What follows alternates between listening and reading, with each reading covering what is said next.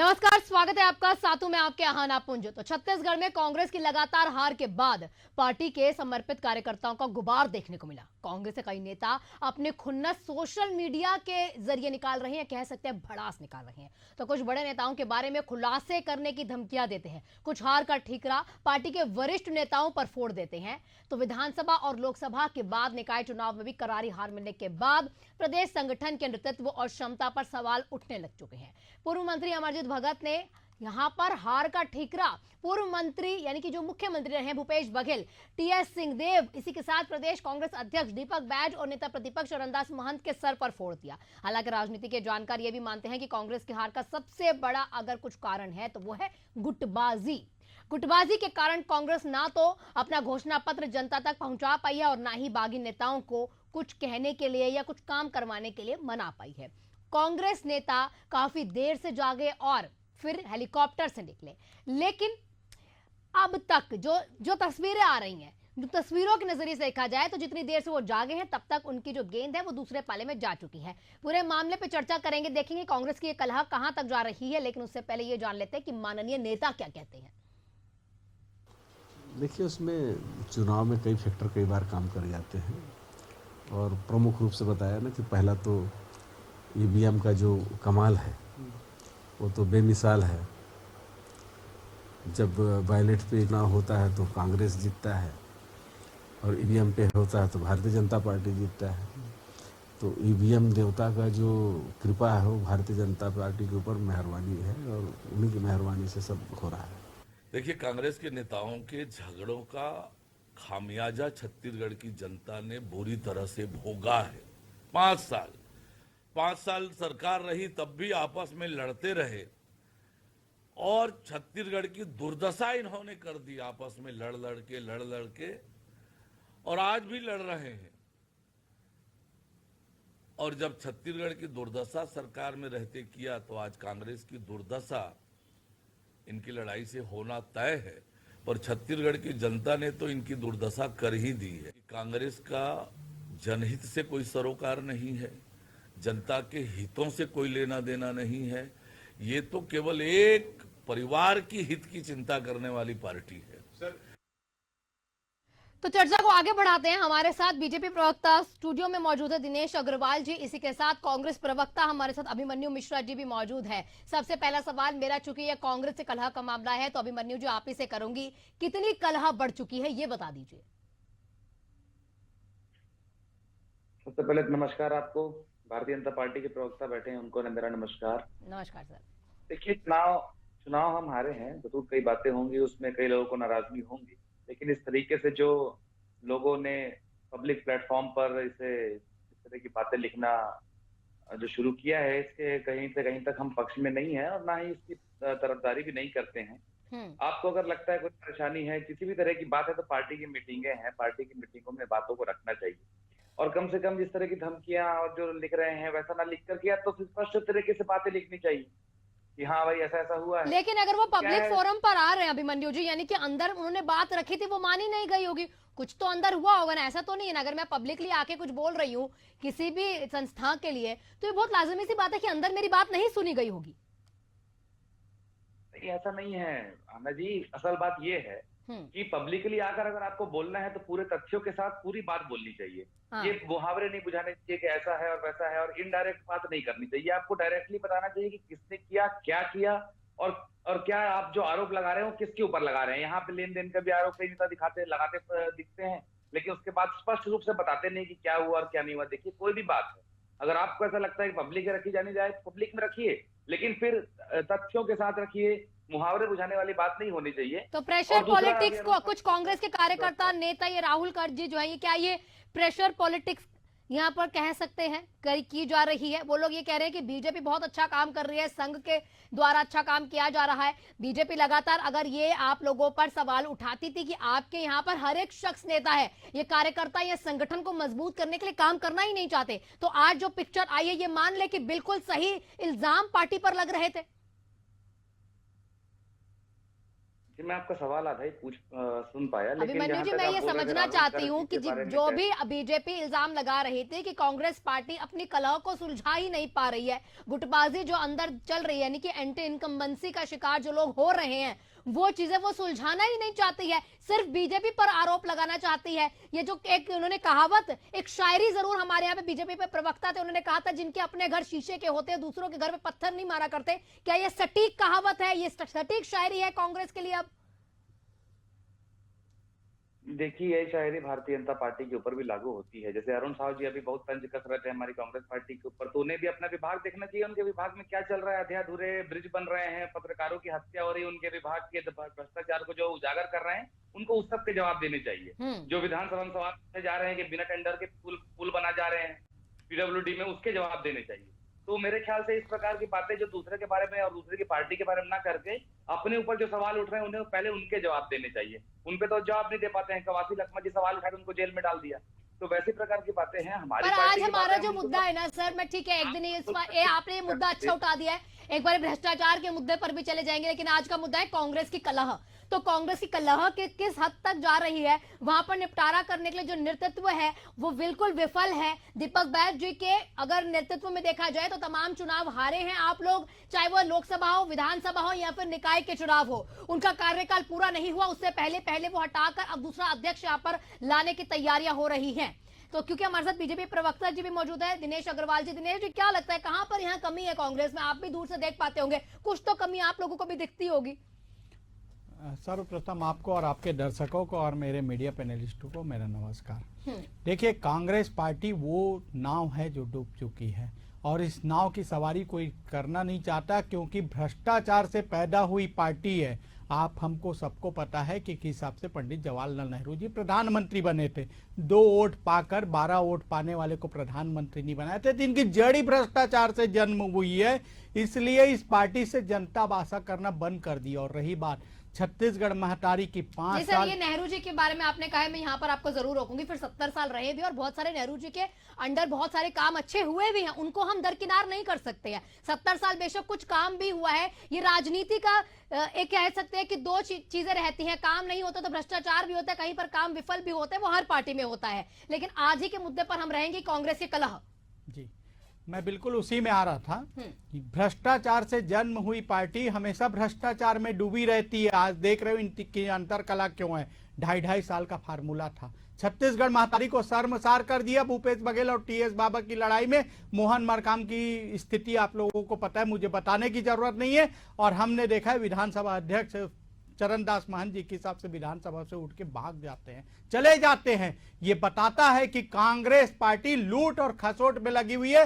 इसके हर मंत्री, हर विधायक और हर व्यक्ति, ये मैं नहीं बोलता, इनके खुद के पार्टी के लोग बोल रहे हैं कि ये टिकट बेचने वाले लोग हैं। और रही बात, अभी आप अभिमन्यु जी को फोन रहे थे, एक चीज बता देता हूं, जो अभिमन्यु जी बोल रहे थे पार्टी फोरम में बात करनी चाहिए। अरे जो पार्टी फोरम में फोन ही नहीं आती, कार्यकर्ता बेचारा क्या जाएगा? जिस पार्टी में कार्यकर्ता पूछ परख नहीं हो, जनता की क्या पूछ परख करेगी?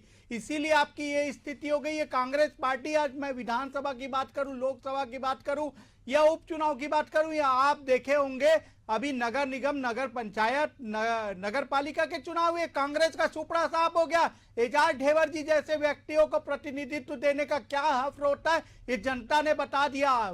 जनता के पास काम करने वाला आदमी ही जाएगा, तभी जीतेगा। और भारतीय जनता पार्टी 365 दिन का 365 दिन काम करती है। मां भारती के लिए काम करती है, ये अपनी छत्तीसगढ़ मातारी के लिए काम करती है। ये प्रदेश के अंतिम व्यक्तियों के लिए काम करने वाली बात है। मैं प्रधानमंत्री आवास की बात करूं, मैं महतारी वंदन योजना, ऐसी अनेक योजनाएं थी जिसको धरातल पर ला करके भारतीय जनता पार्टी ने बता दिया कि भारतीय जनता पार्टी सिर्फ वादे नहीं करती है, निभाती भी है। और ये आप मैं सब देख रहे हैं। इसके फलस्वरूप आज हम गए थे जनता के बीच, और जनता ने किस हिसाब से किया। आज 7 सीट पे आ गए, राजधानी में 7 सीट पे कांग्रेस आ गई है, शर्म करनी चाहिए। और उसके बाद भी इनकी लड़ाई फिर एक ही चीज की लूट और खसोट की आना जी। और आप मैं सब देख रहे हैं कि भारतीय जनता पार्टी निरंतर आगे बढ़ती जा रही है। चाहे बात करूं मैं दिल्ली की, चाहे मैं बात करूं छत्तीसगढ़ की, चाहे मैं बात करूं रायपुर की, अंबिकापुर की, चाहे मनेनगढ़ की, चाहे कहीं की भी बात करूं, आज भारतीय जनता पार्टी इसलिए भारतीय जनता पार्टी है क्योंकि ये मां भारती के लिए काम करने वाली है। हमारी पार्टी कार्यकर्ताओं की पार्टी है, नेताओं की पार्टी नहीं है। और इनके यहाँ नेता है, कार्यकर्ता नहीं है। इसलिए अभिमन्यु जी क्या कहना चाहेंगे? कार्यकर्ता कब कार्यकर्ता काम करना शुरू करेंगे? कब यहाँ पर पार्टी में जो इल्जाम इनके द्वारा लगाए जा रहे हैं कि कार्यकर्ता जुट कर काम करेंगे, संगठन को मजबूत करेंगे तभी तो कुछ होगा। अगर हर शख्स नेता बना फिरेगा तो कैसे पार्टी मजबूत होगी? संगठन में कहां पर कमियां हैं? देखिए आना जी, कांग्रेस पार्टी को कोसने पर ही भारतीय जनता पार्टी की राजनीति टिकी है। पहली बात तो हम तो सर कांग्रेस पार्टी भी बीजेपी को कोसने पर टिकी हुई है, ऐसा तो नहीं है? नहीं तो पक्ष और विपक्ष का काम है दूसरे को कोसना। देखिए सुनिए, मुझे बोलने का बराबर मौका मिलना चाहिए। पहली बात तो दिनेश जी लगातार बोल रहे थे, आपने उन्हें बोलने दिया। मैं 1 सेकंड 2 सेकंड बोलता नहीं हूँ। क्या बात कर रहे हैं सर? पहले आप बोल रहे थे, मैंने आपको रोका। इन्होंने नेहरू जी के लिए कुछ गलत बोला, क्या मैंने इनको रोका नहीं? क्या बात कर रहे हैं सर? अगर आपने बोला तभी रोका है। पहली बार भी आपने मुझे टोका था, मैं चुप हो गया था। अभी फिर टोकेंगे, मैं फिर चुप हो जाऊंगा। जब आप मौका देंगे मैं बोलूंगा। पूरा मौका है सर, बोलिए। आप बोलिए। नहीं, आप पूछिए ना, पहले आप पूरा अपना क्वेश्चन कंप्लीट कर लीजिए। मैं यही बोल रही हूँ, तो पक्ष विपक्ष दोनों ही होते हैं, सब एक दूसरे पर इल्जाम लगाते हैं। राजनीति तो इसी पर ही चलती है ना, पक्ष और विपक्ष की। जी देखिए, पक्ष विपक्ष की बात अलग होती है। जब उनकी पार्टी के आंतरिक कोई मामला होता है या किसी प्रकार का मामला होता है तो हम उस पर टिप्पणी नहीं करती हैं। वे उसमें टिप्पणी कर रहे हैं, चलिए ठीक है, आपका शो भी उसी के ऊपर है तो हम भी उस पर बात कर रहे हैं। लेकिन वही, जैसे पिछली बार मैंने क्यों कहा था, आपने जिस मुहावरे की बात की थी कि जिनके घर शीशे के बने उनको दूसरों पर पत्थर नहीं मारने चाहिए, तो मैंने उसी एक उदाहरण को लेकर के क्या बताया कि जो इनके विभागों में भ्रष्टाचार चल रहा है, जो 1 साल से जो इनकी सरकारें लचर चल रही है, उस पर इनको ध्यान देना चाहिए। और अभी जो इनको नई जिम्मेदारी दी गई है, सारे नगर निगम इनकी सरकार बनी, जो स्वयं बता रहे थे इतने पार्षद इनके आए हैं, बहुत अच्छी बात है। पिछली बार हमारे बहुत ज्यादा पार्षद आए थे, इनकी तो हमारे से भी विधानसभा में कम सीटें थी, लेकिन हमने इनको कोसने का काम नहीं किया। हमने अपना काम आगे देखा और हमने अपना काम आगे बढ़ाया। तो इनको जो सरकार ने और इनको जनता ने जो सरकार में बैठा करके जिम्मेदारी दी है, उस जिम्मेदारी को पूरा करना चाहिए। 1 साल में जो कमियां आई हैं उसको पूरा करना चाहिए। किसान जो दौड़ रहे हैं 10 दिन का, उनको आखिरी 10 दिन का पेमेंट नहीं मिला, अभी तक के वो परेशान घूम रहे हैं कि पेमेंट कब आएगा, उसके बारे में बात करनी चाहिए। तो ये चुनाव खत्म होते ही अभी ये बात करने लगे कांग्रेस संगठन की, तो हमारे संगठन में जो है हम तो उसके बारे में कर ही रहे हैं, हम उसको ठीक करेंगे बिल्कुल। जहां तक कि दीपक बैठ जी की बात है, उनके नेतृत्व की बात है, अगर बदलना होगा बदला जाएगा। अगर लगता है कि उनको आगे और जिम्मेदारी सौंपी जानी चाहिए तो आगे और जिम्मेदारी सौंपी जाएगी। तो मेरा कहने कुल मिला के मतलब वही है कि जो सरकार चलाने की जिनको जिम्मेदारी है उनको दूसरे के संगठन पे इतना दिमाग नहीं लगाना चाहिए। अच्छा सर, ये लेकिन आपने बोला ना कि हमें, देखिए आपको रोका नहीं, लेकिन आपने इस बात में कहा है कि हमारा अंदर का मामला है, ये आपका आंतरिक मामला पब्लिक, आप ही के कुछ नेता कार्यकर्ताओं ने पब्लिक कर दिया ये मामला, ये अब आंतरिक मामला रहा नहीं है। और ये डिबेट भी इसी टॉपिक पे हो रही है सर, आपने ये वाली बात बोली ना, क्योंकि चलिए बात इस बात पे हो रही है, तो इसीलिए हो रही है क्योंकि आप ही के लोग पब्लिक में आ चुके हैं। जी बिल्कुल, आपने जैसा नाम लिया, जैसे आप राहुल गांधी का नाम लिया, तो राहुल गांधी कोई बहुत बड़े, मैंने सर राहुल गांधी का नाम नहीं लिया है, राहुल गांधी का नाम लिया हाँ। था आपने। मैं थोड़ी देर पहले आपने बात कर रहे थे, तो उनको मैं बहुत अच्छे से जानता हूँ, बहुत पहले से जानता हूँ। और वे अभी से नहीं, वे काफी समय से कुछ नाराजगी उनकी चल रही है किन्हीं वजहों से। तो जब मौका मिलता है इस प्रकार की बातें वो करते हैं। तो ऐसे कई सारे लोग हैं जो कांग्रेस पार्टी से किसी न किसी तरीके से नाराज चल रहे हैं या फिर मुख्य धारा में अभी जुड़े नहीं हुए हैं, लेकिन जब भी मौका मिलता है इस प्रकार की बदनामी पार्टी करने का काम करते हैं। तो ऐसे लोगों के ऊपर पार्टी उतना ध्यान देती नहीं है। अगर आप फोरम में रखेंगे बात को, अगर आप सिस्टम से चल के बात करेंगे, तो क्यों आपकी बात के ऊपर ध्यान नहीं दिया जाएगा? तो ऐसी सब चीजें हैं। तो इक्का दुक्का इस प्रकार के कार्यकर्ता होते हैं जो कहीं कुछ लिखे रहते हैं, अनुशासन के अनुरूप उनके ऊपर कार्रवाई भी की जाती है। लेकिन वो तो है, इक्का दुक्का वही लोग हैं ना जो बीजेपी को कह रहे संगठन से अच्छा काम करते हैं, ये अच्छे लोग काम करते हैं, नेतृत्व बहुत बेहतरीन है। ठीक है, अब हो सकता है उनका आजकल बीजेपी जाने की तैयारी होगी। मैंने तो बताया बहुत समय से वो वैसे भी दूर चल रहे हैं कांग्रेस पार्टी से, हो सकता है उनकी बीजेपी जाने की तैयारी होगी, तो पहले से वो माहौल बनाने का काम कर रहे हो, तो उससे हमारा कुछ हो नहीं। ठीक, कुछ कहना चाहते हैं दिनेश जी, बोलिए दिनेश जी। देखिए, ये वही लोग हैं जो चुनाव अपनी ही लड़ाई में हारते हैं और आहना जी आप हम देखते हैं ईवीएम का रोना रोते हैं। ये काम करने वाले लोग नहीं है, ये लड़ने वाले लोग हैं। ये अपने घर की लड़ाई को अभिमन्यु जी, मैं आपसे निवेदन करूंगा, आप बोल रहे थे, मैं बहुत शांति और धैर्य से सुन रहा था। आप लोगों का यही कृत्य आप लोगों को डुबो रहा है, क्योंकि आप लोग बोलने नहीं दे रहे हो, प्रजातंत्र की आवाज को दबाने का काम कर रहे हो, अपने पार्टी के लोगों को दबाने का काम कर रहे हो। इसलिए आपके पार्टी के लोग रास्ते में खड़ा होकर आपके कपड़े उतार रहे हैं। अभिमन्यु जी, उनको संभाल लीजिए, क्योंकि आप लेकिन उन्होंने कहा है सर वो बीजेपी में जाने की तैयारी में है।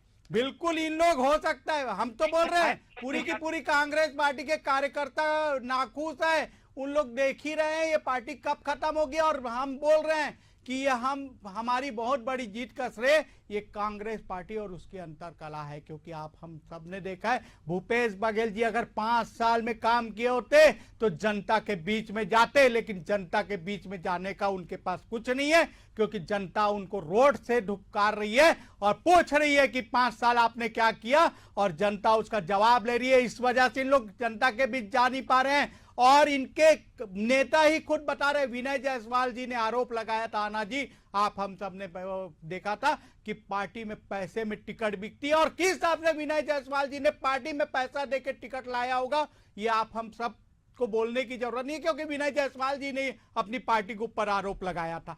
और ये हम तो अब हम नहीं बोलते, इन्हीं के कार्यकर्ता बोल रहे हैं कि इनकी पार्टी की टिकट बिकती है, और दिए हैं, बेचे हैं, क्योंकि इनके नेताओं को एक ही फार्मूला है, पार्टी में टिकट बेचो, पैसे कमाओ। अरे जनता के बीच सेवा कर लो अभिमन्यु जी। 400 सीट वाली पार्टी, दिल्ली में आपका सुपड़ा साफ हो जाता है, छत्तीसगढ़ मातारी में सुपड़ा साफ हो जाता है, आप सभी स्टेट में खत्म होते जा रहे हो, क्योंकि आपका शीर्ष नेतृत्व भ्रष्टाचार की भेंट चढ़ चुका है, और वहां से लेके यहाँ तक पैसों का लेन देन होता है। ये मैं नहीं बोल रहा हूँ, आपके पार्टी के नेता और कार्यकर्ता बोल रहे हैं, और आप हम सब देख रहे हैं कि दीपक बैच के बारे में आप अपने प्रदेश अध्यक्ष के बारे में स्टेटमेंट दे रहे हो, हट जाएंगे, ये हो जाएंगे।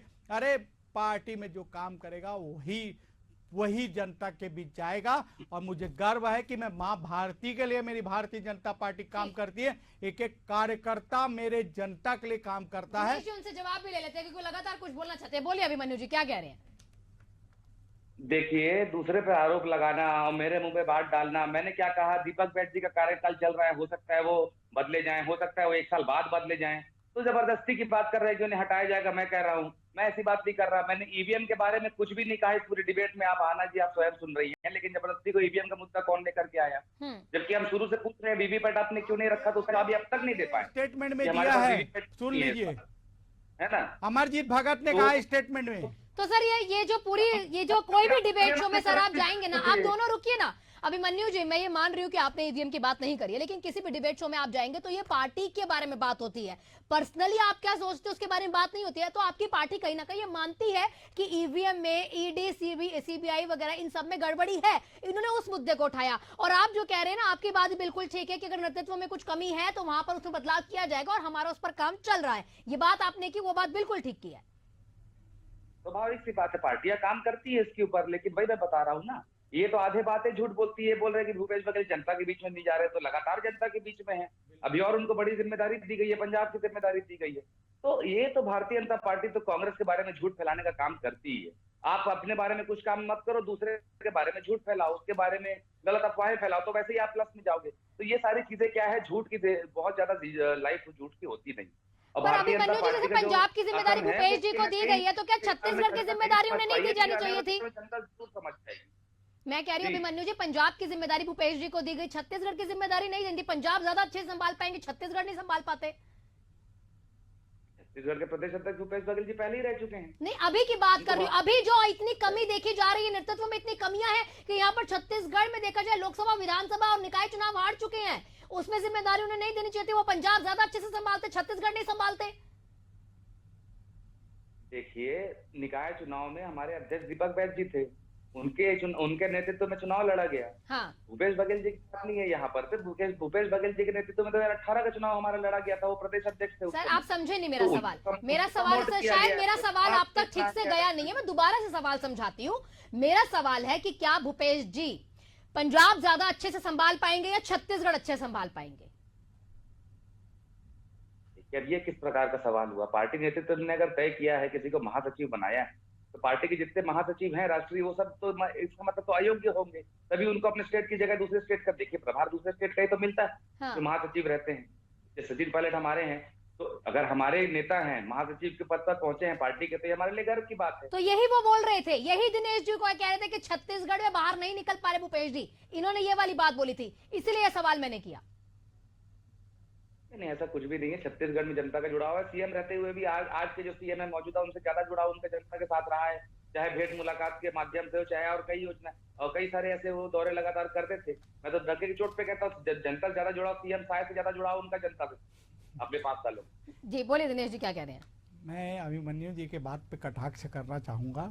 अगर जनता से जुड़ाव होता ना और भ्रष्टाचार नहीं किए होते, दारू घोटाला, राशन घोटाला, ये सब घोटाला नहीं किए होते ना, तो भूपेश बघेल जी को आज, सुन लीजिए अभिमन्यु जी, आप बोल रहे थे मैं चुप था, सुन लीजिए, मैंने आपकी बात को बहुत धैर्य से सुना है, इसीलिए आपके नेता को यहाँ से हटा करके पंजाब भेज दिया गया है, क्योंकि जान चुकी है कांग्रेस पार्टी भ्रष्टाचारी है। अगर इसका चेहरा को यहाँ प्रमोट किया जाएगा तो हमारा सुपड़ा साफ हो जाएगा। जितना लूटना था उतना लूट चुके हो आप इस प्रदेश की मातारी को। आपने क्या नहीं किया इस प्रदेश के पास? राशन घोटाला, गोबर घोटाला, कोयला घोटाला, पीएससी का घोटाला, आपने क्या नहीं किया छत्तीसगढ़ मातारी के लिए?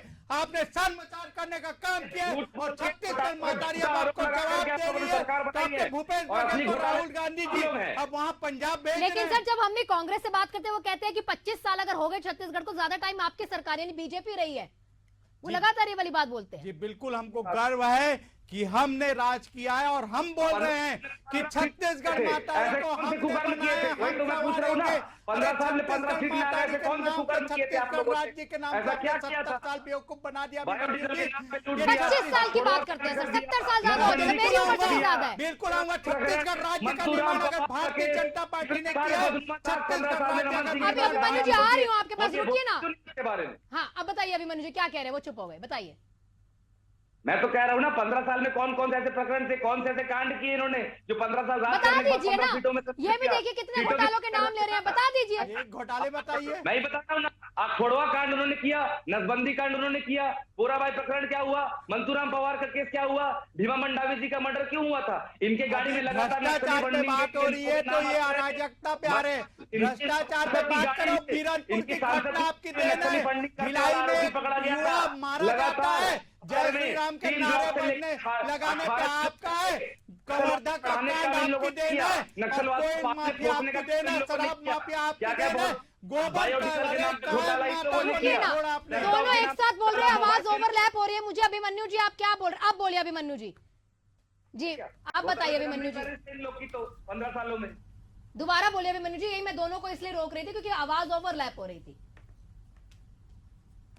जी मैंने वही कहा, 15 सालों में इतने बड़े बड़े घोटाले करने वाले, बायोडीजल के नाम पे घोटाले करने वाले, आज भी रतन ज्योत के बीच खा के बच्चे भी जो बीमार होते हैं रोड के बगल बगल, रतन ज्योत इन्होंने लगवा दिया था। उसके अलावा पूराबाई प्रकरण इनका देख लीजिए, उसके बाद में बता रहा था मधुबंडी कांड हुआ, उसके बाद अलावा खोड़वा कांड हुआ, लैपटॉप में कमाई कमीशन खा गए, मोबाइल में कमीशन खा गए, लगातार कितने घोटाले इन लोगों ने किए। 15 साल में 15 सीटों पे इन्होंने समेट दिया। उसके बाद इन्होंने 23 में क्या किया, हमारा मैनिफेस्टो चुरा के पूरा का पूरा कॉपी पेस्ट कर दिया। हाँ। उसके बाद यहाँ तक किसानों के कर्ज माफी के नाम पे भी झूठ बोला।